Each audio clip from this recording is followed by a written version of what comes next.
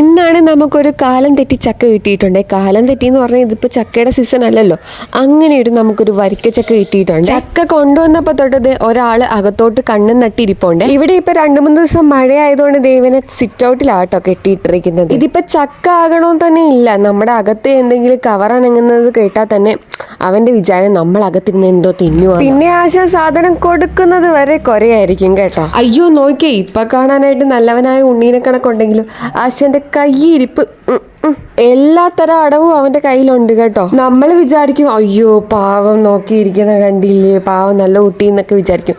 പക്ഷെ അവന്റെ ആ ഒരു നോട്ടം, നമ്മുടെ ഒരു ശ്രദ്ധ മാറുന്ന സമയം കൊണ്ട് സാധനം എങ്ങോട്ട് പോയി എന്ന് നമുക്കറിയാൻ പറ്റത്തില്ല. എനിക്കിത് ഇവനിങ്ങനെ ഇട്ട് കൊതിപ്പിച്ച് കളിപ്പിക്കാൻ ഭയങ്കര ഇഷ്ടമാട്ടോ. അവൻ്റെ നിപ്പും നോട്ടമൊക്കെ കാണാൻ തന്നെ നല്ല ക്യൂട്ടായി. ഇപ്പോൾ ഒരു പാവം പയ്യനെ കണക്കിരിക്കുന്നെങ്കിലും കുറച്ച് കഴിയുമ്പോഴായിരിക്കും അവൻ്റെ അന്യൻ സ്വഭാവം പുറത്തോട്ട് വരുന്നത്. നിങ്ങളിപ്പോൾ വിചാരിച്ചതാണ് ഇവളെന്തൊരു പെണ്ണതേ ആ പട്ടീനെ കൊതിപ്പിച്ചുകൊണ്ട് പട്ടിയുടെ മുന്നിൽ ഇരുന്ന് ചക്ക തിന്നുന്നത്. ഇതിപ്പോൾ ഈ ചക്ക കൊണ്ടുവന്നതിൽ പകുതിയോളമെങ്കിലും അവൻ തിന്ന് കാണും കേട്ടോ.